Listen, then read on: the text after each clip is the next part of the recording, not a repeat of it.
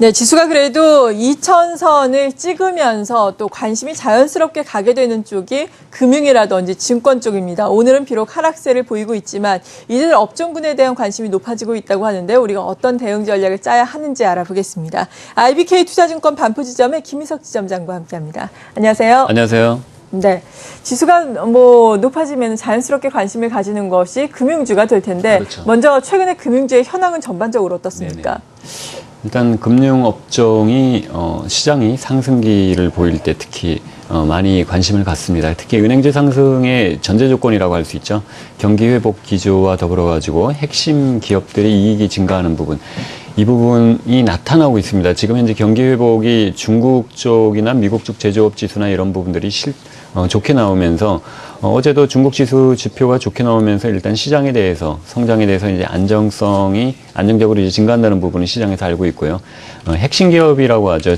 우리나라 같은 경우는 이제 삼성전자를 필두로 해서 각 기업들의 고르게 실적이 증가하는 부분 나타나고 있습니다. 이런 부분들이 결국 금융업종, 특히 은행업종들에 대해서 관심을 좀 갖게 되는 배경이 되고 있습니다. 네. 2013년 이후에 특히 2014년까지 보면 이자이익이라고 하면 이제 은행업종들의 가장 근간이 되는 부분인데요. 이제 이게 수익 비중이 증가하고 있다. 이런 부분들이 특히 핵심이라고 할 수 있는 이자이익이 증가되는 부분을 알 수 있고요. 이런 부분들은 이제 시스템 리스크로 하죠. 정부 정책의 각종 규제, 대표적으로 이제 중소기업들 대출이나 이런 부분들에 대해서 규제가 완화가 되고 부동산 정책으로 해서 부동산 대출이 활성화가 될 것으로 보입니다. 일단 4분기부터. 그렇게 되면 일단은 2014년도를 포석으로 해가지고 현재 시대에서는 은행업종들에 대해서 조심스럽게, 그렇지만 이제 점진적으로 조금 이제 긍정적으로 관심을 가질 필요가 있어 보입니다. 특히 최근에 이제 외국인 투자 자금이 아시아 쪽에서 대부분 이제 자금이 대거 이탈을 하면서 대부분 그런 자금들이 일부분 한국이나 이런 쪽에 자금이 들어오는 부분을 알 수 있습니다. 최근에 외국인 매수가 그런데 이제 기인하고 있는데요.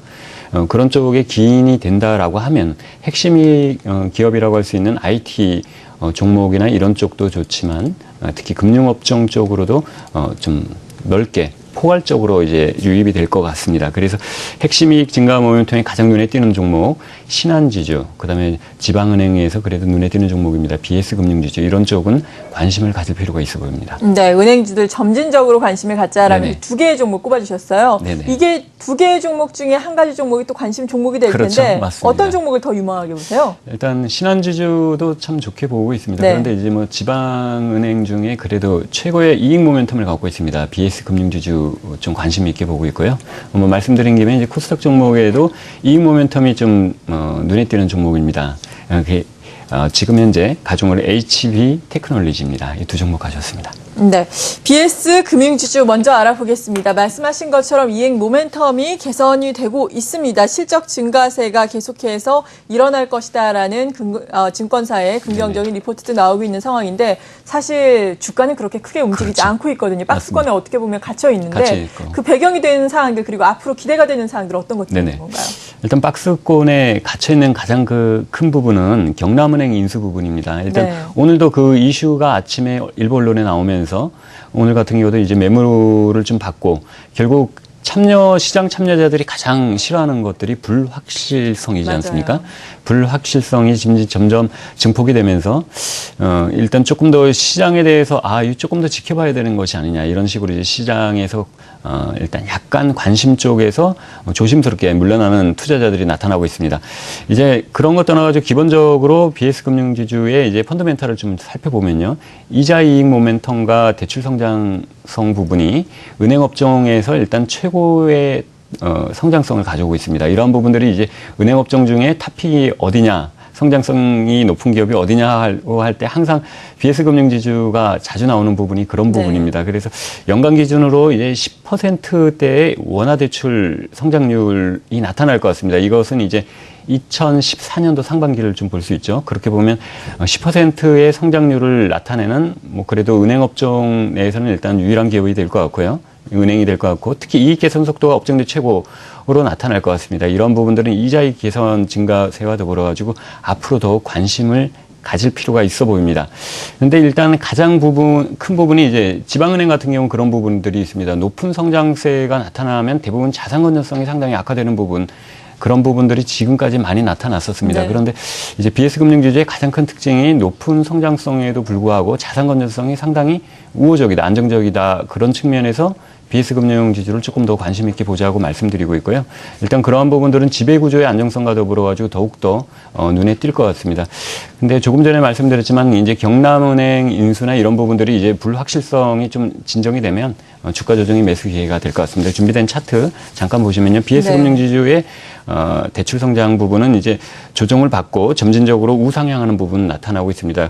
그다음 PBR 밴드에도 일단 하단까지 내려오면서 PBR이나 이제 파워 같은 경우도 상당히 안정적으로 이제 저점인 것 같습니다. 그리고 차트를 보시면요. 지금 현재 박스권 조금 전에 저희 앵커님 말씀하셨지만 박스권 밴드 일단 중간에 있습니다. 이런 부분들은 불확실성이 경남은행 인수나 이런 부분들 때문에 그런데 요것들이 해소가 되는 시점에서는 이 박스권 상단을 돌파를 시도를 할 것 같습니다. 특히 네. 이익 모멘텀에 중점을 두고 볼 필요가 있고요. 최근 수급을 보시면 외국인들은 일단은 은행업종 비중을 조금 줄이고 있습니다만 다시금 매수에 가담하는 모습이고요.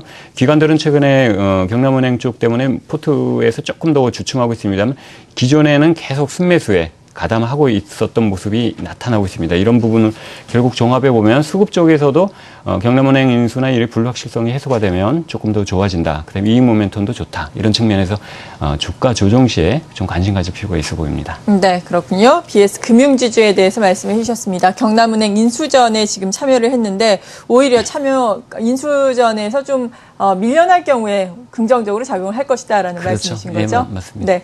이어서 또 코스닥 시장의 유망 종목 알아봐야 할 텐데 앞서서 HB 테크놀로지라고 말씀해 주셨어요. 합병 후에 시너지 효과가 기대된다라는 소식이었죠? 일단 합병 이후에 보통 이제 대부분 시너지가 나오는 기업들이 많습니다. 최근에 시장에서 일단 관심이 많은 쪽, 특히 4분기에 기대하고 있는 쪽이 이제 아몰레드, 네. 그다음에 LCD 쪽의 그 업종 쪽이 이제 한번 관심을 가질 것 같습니다. 이제 전방위 업체들이 본격적인 수주 발주가 나올 것 같고요. 그런 쪽에서 이제 검사 장비 업체인 AOL을 생산하는 업체입니다. 일단 합병을 했다고 하는데 제일모직 쪽의 계열사 부분입니다. LS텍을 흡수합병하면서 올해 이제 흡수합병의 본격적인 시너지 원년이 될 것 같습니다.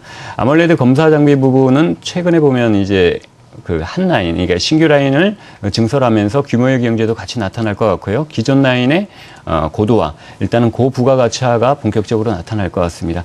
일단 제일모직에서 인수한 사업 부분에서 일단 확산판 부분이 매출 증가가 추가적으로 기여할 것 같고요. 그게 한 300억 정도 나타날 것 같습니다.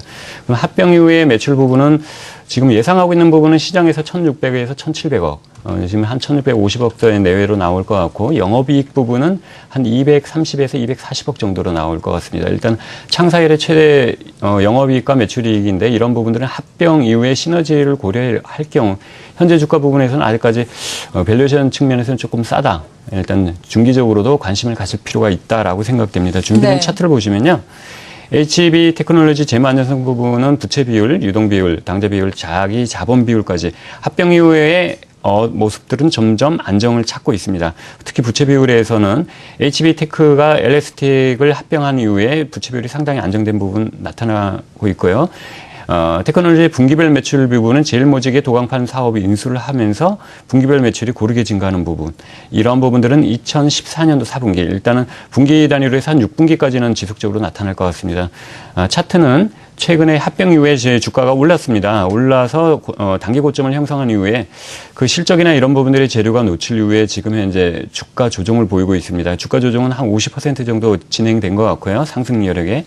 상승 부분에 50% 되돌림이 있는데 현재 정도 지수대에서는 점진적으로 이제 저점 조정을 확인하고 있기 때문에 현재 지수대에서 포트폴리오에 좀 가담하는 모습 괜찮아 보입니다. 제 수급 부분을 보면은 기관들이 쭉 매수에 가담을 하다가 최근에 어떤 이런 단기적인 호재 이슈가 나오면서 포트폴리오 좀 조정 측면에서 매도를 했습니다. 그러나 매도세는 일단은 거의 일단락된 것 같고요. 이러한 부분들이 진정이 된 다음에 실적이 나오는 4분기 실적을 보고 다시 한번 포트에 가담할 것 같습니다. 관심 있게 볼 필요가 있어 보입니다. 네, 이렇게 금융, 은행주에 대해서 전반적인 시각을 들어본 이후에 각각 코스닥, 코스피 시장에서 유망주까지 또 알아봤습니다. 함께해 주신 분은 RBK 투자증권 반포지점의 김희석 지점장이었습니다. 고맙습니다. 감사합니다.